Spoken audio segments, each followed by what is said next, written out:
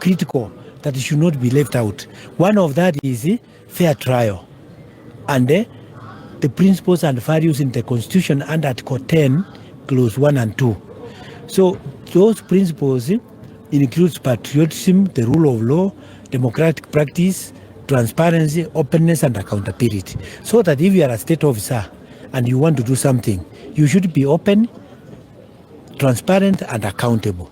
Now the problem is, if police effects an arrest on suspicion of somebody having committed an offense, the presumption is that they have done a prima facie investigation. They have tangible evidence or a content which you can hold on. Then they now say, let us go and arrest. But you see, they are arresting and they have only one witness, who is a police officer, who is armed.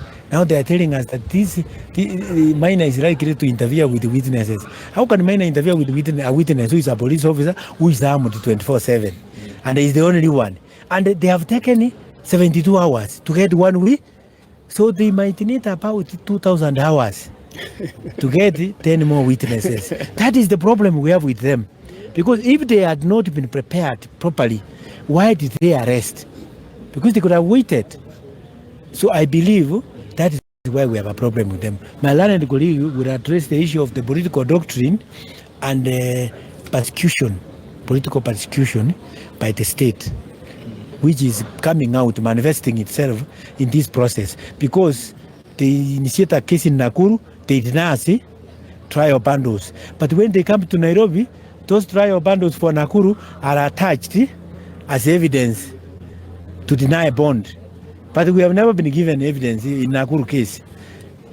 So you can see they are trying to manipulate the process. So my learned colleague can respond to that other issues. Very, very briefly, my position is that Kenya is turning very fast and swiftly into becoming a police state.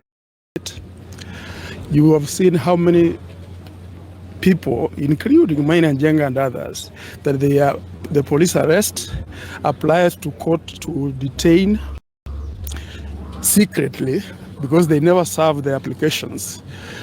And then once the courts also comply, and I think this is an important call to our judiciary to start to be independent, and I think Martha Koome needs to listen very carefully. She needs to realize that the courts are sliding back into being tools of the executive, so that they deny people bail, they hold them for 14 days, 21 days, then they go back to court to say, oh, we have investigated, we don't have evidence. But the idea really was to detain people as they manipulate certain things. Maybe scandals are happening somewhere and we don't know.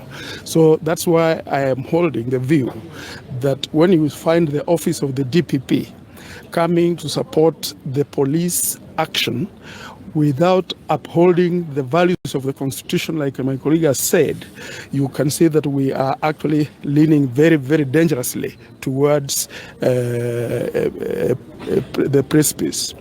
So let Ruto grow up, let Martha Koome grow